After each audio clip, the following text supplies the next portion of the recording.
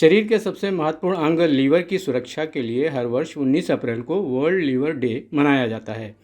इस दिन का मकसद होता है कि लीवर से जुड़ी बीमारियों को लेकर लोगों में जागरूकता फैलाना।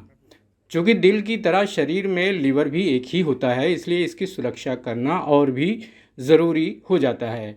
डॉक्टरों के अनुसार लीवर एक ऐसा अंग है जिसके 500 फंक्शंस होते हैं, इसलिए अगर आपका लीवर ठीक नहीं है तो कई गंभीर बीमारियां हो सकती हैं और इनमें सबसे महत्वपूर्ण जो ख़तरनाक भी हो सकती है वो बीमारी है हेपेटाइटिस। हेपेटाइटिस भी कई प्रकार की होती है, ए, बी, सी, डी और ई। इनमें बी और सी का इलाज समय पर बहुत ज़रूरी है, वरना बात कैंसर तक भी पहुंच सकती है। आज इसी बारे में रीजेंसी सुपर स्पेशलिटी हॉस्पिटल की ओर से लखनऊ में एक मीडिया इंटरेक्शन रखा गया, जिसमें डॉक्टर प्रवीण झा और डॉक्टर अनुराग मिश्रा ने बड़े ही विस्तार से लीवर से संबंधित बीमारियों, लक्षणों और उसके निदान के बारे में जानकारी दी। गैस्ट्रोएंटरोलॉजी के विशेषज्ञ इन दोनों डॉक्टरों ने बताया कि परिवार में रेज़र और नेल क्लिपर जैसी वस्तुएं शेयर करने से भी लीवर में गंभीर संक्रमण की समस्या पैदा हो सकती है।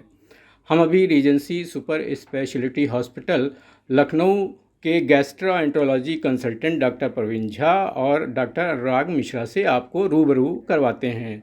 तब तक आप चैनल को सब्सक्राइब और वीडियो को लाइक और शेयर कर दीजिए। हम कुछ ही पलों में हाजिर होते हैं। इस वीडियो को आखिर तक ज़रूर देखिएगा। शरीर में छुपे हुए इस दुश्मन के बारे में आपको बहुत विस्तार से जानकारी मिलेगी, जो आपको और आपके परिवार को स्वस्थ रखने में बड़ी मददगार होगी। तो हम जाकर फ़ौरन आते हैं और मिलते हैं डॉक्टर प्रवीण झा और डॉक्टर अनुराग मिश्रा से।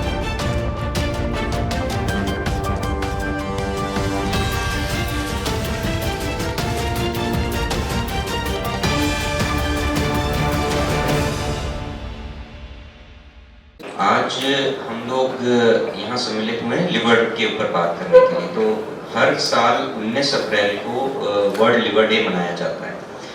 ये मनाया इसलिए जाता है कि हम एक जागरूकता फैलाएं लिवर के लिए, लिवर से संबंधित रोगों के बारे में आप लोगों को बताना और उसको कैसे उससे बचा जा सकता है, इसके बारे में लोगों को जागरूक करने के लिए ये वर्ल्ड लिवर डे मनाया जाता है।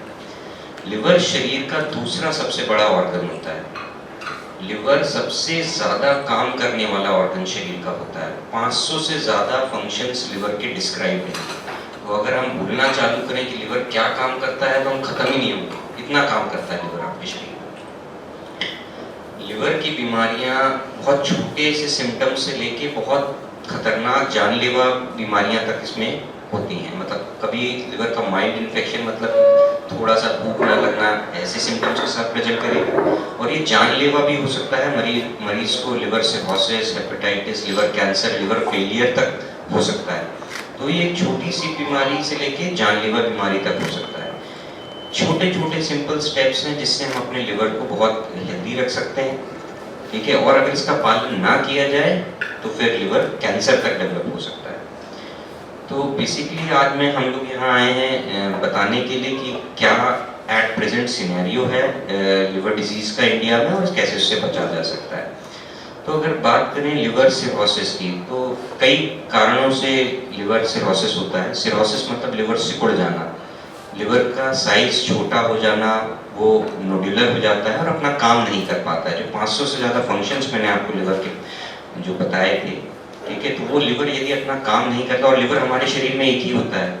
किडनी जैसे हमारे शरीर में दो हैं, एक किडनी हमारी काम नहीं कर रही है तो दूसरी किडनी कंपनसेट हो जाती है, उसका साइज बढ़ जाता है और वो बॉडी का काम चलता रहता है। लोग किडनी डोनेट भी कर देते हैं कि एक किडनी से भी मरीज का काम चलता है, लेकिन लिवर हमारे पास एक ही है ना। तो लिवर बहुत इंपॉर्टेंट ऑर्गन हो जाता है। तो इसके कई कारण होते हैं, जैसे कि हेपेटाइटिस इन्फेक्शन अगर माने तो hepatitis A, hepatitis B, C, D, E, hepatitis कई प्रकार के होते हैं। अल्कोहल एक बहुत इम्पोर्टेंट एक रीज़न है जिसकी वजह से लिवर खराब होता है, बहुत ही प्रेवलेंट है, ठीक है। दूसरी चीज़ होती है non alcoholic fatty liver disease, sugar के मरीजों में, कोलेस्ट्रॉल के मरीजों में, ओबीस मतलब जिनको मोटापा होता है उन मरीजों में। तो ये कुछ कारण हैं जिनसे लिवर पे इफेक्ट आता है। ठीक है। और प्रिवेंशन अगर हम बात करें कि लिवर को हम कैसे स्वस्थ रखें, तो सबसे पहला काम जो है वो है वैक्सीनेशन। अपनी डाइट को मॉडिफाई करना है, बहुत ज़्यादा फैटी डाइट, बहुत ज़्यादा कार्बोहाइड्रेट डाइट्स नहीं लेनी, मोटापा बढ़ने नहीं देना है, वेट को कंट्रोल में रखना है, बैलेंस्ड मील लेना है, ठीक है, डेली एक्सरसाइजेस करने हैं। ये कुछ चीज़ें हैं जिससे हमारा लिवर स्वस्थ रहता है। अगर हम लिवर डिजीज़ की सिम्टम्स की बात करें कि बीमारी कैसे प्रेजेंट करती है, तो जॉन्डिस इसका एक प्रमुख सिम्टम है, पीलिया जिसको कहते हैं, ठीक है। पीलिया में आंखें पीली होना, पेशाब पीली होना, भूख ना लगना, उल्टी जैसा होना, ठीक है। लिवर सिरोसिस में पेट में पानी आना, खून की उल्टी होना, बेहोशी होना, मरीज के प्रोटीन लॉस होना, हाथ पैर एकदम पतले हो जाना, पेट सूज जाना, पेट में पानी आना, ये सब प्रमुख कारण होते हैं, ये सब प्रमुख सिम्टम्स होते हैं लिवर की बीमारियों के। तो आज से हम सब लोगों को प्रण लेना चाहिए कि हम अपने लिवर को स्वस्थ रखें, उसके लिए हम अपने खान पान का ध्यान रखें, वैक्सीन लगवाएं, अल्कोहल का सेवन ना करें, डेली एक्सरसाइजेस करें, ठीक है। तो फिर अब मैं बोलूँगा डॉक्टर अनुराग मिश्रा आपको कुछ बताएं इस बारे में। Thank you sir. मैं डॉक्टर अनुराग मिश्रा, रेलसी हॉस्पिटल से। सर ने मैक्सिमम चीज़ बता दिया है। मैं वर्ल्ड लिवर डे में कुछ सिलेक्टिव बीमारियों के बारे में आप लोगों को बताऊंगा। पहले बात करूंगा अल्कोहलिक लिवर डिजीज़ की। अल्कोहलिक लिवर डिजीज़ में जो एक नॉर्मल लिमिट से ज़्यादा अल्कोहल लेते हैं उनमें अल्कोहलिक लिवर डिजीज़ होती है। इसमें पहले लीवर में फैट डिपॉजिट हो जाती है, इसको बोलते हैं अल्कोहलिक स्टेटोसिस। उसके बाद में नेक्स्ट स्टेप होता है लीवर में सूजन आना, जिसको बोलते हैं अल्कोहलिक हेपेटाइटिस। और अगर ये प्रोसेस कंटिन्यू रहता है तो ये लीवर में सिकुड़न, जैसा सर ने बताया कि सिरोसिस हो जाती है, तो लीवर सिकुड़ जाता है, इसको अल्कोहलिक सिरोसिस बोलते हैं। और अल्कोहलिक सिरोसिस होने के बाद में पेशेंट डिकम्पनसेट कर सकता है। इसका तात्पर्य ये होता है कि मरीज के पेट में पानी भरेगा, उसकी नसें फूल जाएंगी, खून की उल्टियाँ हो सकती हैं और पेशेंट बेहोश हो सकता है और पेशेंट में मालन्यूट्रिशन हो सकता है। और दूसरी चीज़ है कि पेशेंट को लीवर कैंसर होने की संभावना बहुत बढ़ जाती है। हर साल 1 से 4% इंसिडेंस होता है कि उसको कैंसर होने का रिस्क रहता है। तो अल्कोहल लेने से ये सब हो सकता है। तो अल्कोहल का जो सेफ ड्रिंकिंग लिमिट है वो ऐसा डिस्क्राइब किया गया कि मेल में less than 3 drinks in a day और फीमेल्स में less than 2 drinks in a day safe limit माना गया है। दूसरी बात करते हैं NAFLD, non alcoholic fatty liver disease बोलते हैं। ये बहुत कॉमन डिटी है, बहुत लोग अल्कोहल नहीं लेते हैं, बोलते हैं मेरा लीवर खराब हो रहा है। तो इस अल्कोहल के अलावा बहुत कारण होते हैं जैसा सर ने बताया जिससे लीवर खराब हो सकता है। उसमें से एक मुख्य कारण ये भी होता है NAFLD, non alcoholic fatty liver disease.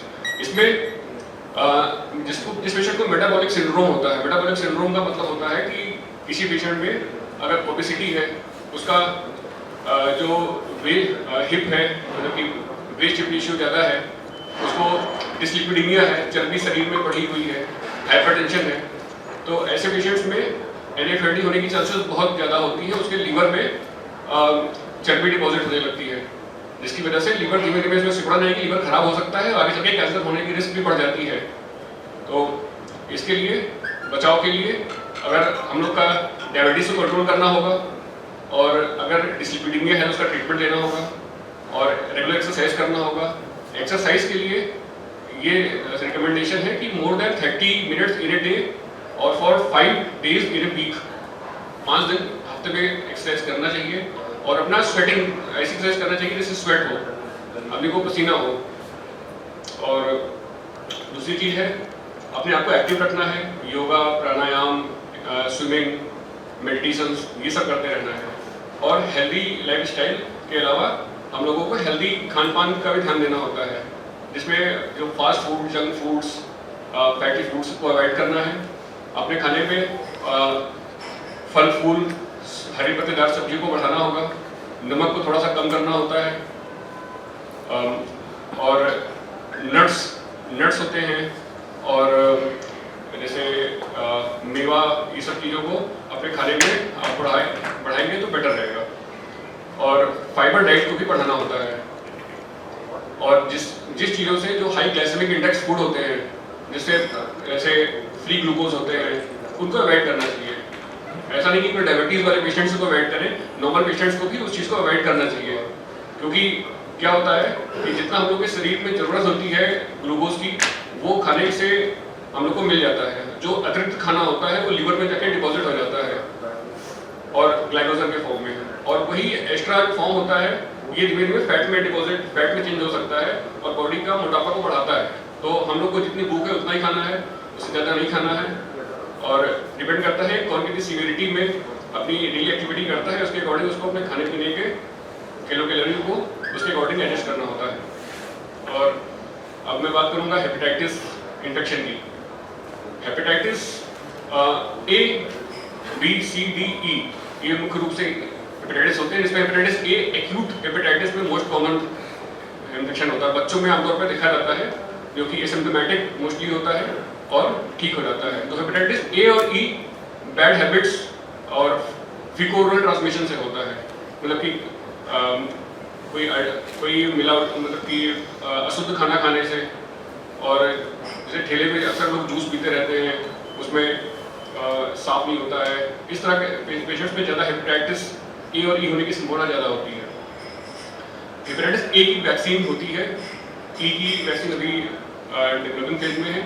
Hepatitis B की वैक्सीन भी अवेलेबल है, जैसा हमने बताया अभी, और हेपेटाइटिस सी की कोई वैक्सीन नहीं है। हेपेटाइटिस ए और ई एक्यूट हेपेटाइटिस करते हैं। ये आमतौर पे एक बार हेपेटाइटिस सिम्टम होने के 2 से 3 महीने में ठीक हो जाते हैं। और हेपेटाइटिस बी और सी एक्यूट, बी एक्यूट भी करता है, क्रॉनिक हेपेटाइटिस भी करता है। सी एक्यूट हेपेटाइटिस नहीं करता है, क्रॉनिक हेपेटाइटिस करता है। तो ये दो वायरस हैं, हेपेटाइटिस बी और सी, जो क्रॉनिक हेपेटाइटिस करते हैं। इससे लीवर खराब हो सकता है, आगे चल के लीवर कैंसर भी हो सकता है। और इसको अगर टाइम से इंटरवेंशन इसका किया जाए तो मरीज को आमतौर पे सिरोसिस और जो कैंसर बनते हैं उसके होने की संभावना काफ़ी कम होती है। हेपेटाइटिस बी की बात करें तो हेपेटाइटिस बी मुख्य रूप से मदर से, अगर मदर इन्फेक्टेड है तो उसे बच्चे में होने की संभावना बहुत होती है। और अगर उसका ठीक टाइम पे रोकथाम किया जाए तो ये ट्रांसमिशन होने की पॉसिबिलिटी काफ़ी कम हो जाती है। तो इसमें क्या होता है कि अगर कोई मदर इन्फेक्टेड है हेपेटाइटिस बी से, तो उसको डॉक्टर को विजिट करना चाहिए और डॉक्टर अपने अकॉर्डिंग देख के अगर उसमें ज़रूरत होगी तो दवा चलाएगा, और आमतौर पे दवा की ज़रूरत नहीं पड़ती है। अगर जांचों में कुछ अगर हेपेटाइटिस डीएनए लोड होता है, वो अगर ज़्यादा नहीं आता तो हम लोग नॉर्मली दवा नहीं देते हैं। लेकिन ये ज़रूर बताया जाता है कि इंस्टीट्यूशनल डिलीवरी होनी चाहिए, मतलब कि जो डिलीवरी होगी वो किसी हॉस्पिटल में होगी, गायनेकोलॉजिस्ट के अंडर में होगी, और जब भी बच्चा पैदा होगा तो उसको वैक्सीन लगेगी और 72 घंटे के अंदर इम्यूनोग्लोबुलिन्स लगेंगे। तो इससे होने वाली जो ट्रांसमिशन होता है मदर से बच्चे में, वो बहुत ही मिनिमम हो जाता है, तो इसका ध्यान रखना होता है। और हेपेटाइटिस बी और भी तरीके से ट्रांसमिट हो सकता है, सेक्सुअल एक्सपोजर से हो सकता है, परक्यूटेनियस एक्सपोजर से हो सकता है, ब्लड ट्रांसफ्यूजन से हो सकता है, दिल पे इंजरी से हो सकता है, एक्यूपंक्चर से हो सकता है, टैटूइंग से हो सकता है। तो इन सब चीज़ों को हम लोग को अवॉइड करना होता है, जो कि अवॉइडेबल चीज़ें होती हैं। और हेपेटाइटिस बी अगर किसी पेशेंट्स को अगर इन सब चीज़ों से हेपेटाइटिस होता है तो हेपेटाइटिस बी में 80 to 90% चांस है कि वो ठीक हो जाता है, स्पॉन्टेनियस रिकवरी हो जाती है। और 10 से 15% पेशेंट्स में ये क्रॉनिक फॉर्म में चेंज हो जाता है, और क्रॉनिक फॉर्म में चेंज होने के बाद ये लीवर डैमेज करता है, और फिर वही सीक्वेंस सिरोसिस और फिर लीवर कैंसर होने की पॉसिबिलिटी काफ़ी बढ़ जाती है। तो इसमें हम लोग को इससे जो प्रीडिस्पोजिंग फैक्टर होते हैं उसको जानना चाहिए, उसको अवॉइड करना चाहिए। पहले ज़माने में टैटूइंग होती थी और अनहाइजीनिक ब्लड ट्रांसफ्यूजन होता था, अनहाइजीनिक सर्जिकल प्रोसीजर्स होते थे, उसकी वजह से हेपेटाइटिस बी का ट्रांसमिशन बहुत होता था। लेकिन आजकल इसकी अवेयरनेस ज़्यादा है और ये सब चीज़ें कम हो रही हैं, और हेपेटाइटिस बी की वैक्सीन भी हम लोग के रेगुलर शेड्यूल में आ रही है। तो इसलिए हेपेटाइटिस बी की इंसिडेंस पहले की कंपेयर में काफ़ी कम हो गई है। और हेपेटाइटिस बी वैक्सीन अगर किसी घर में किसी को हेपेटाइटिस बी है तो उसके घर वालों को साथ में अपने पसंद रखनी चाहिए। उसका ब्लड प्रोडक्ट्स को टेस्ट नहीं होना चाहिए, और उसका सच जूठा भी खा सकते हैं मगर ओरल अल्सर्स नहीं होना चाहिए। और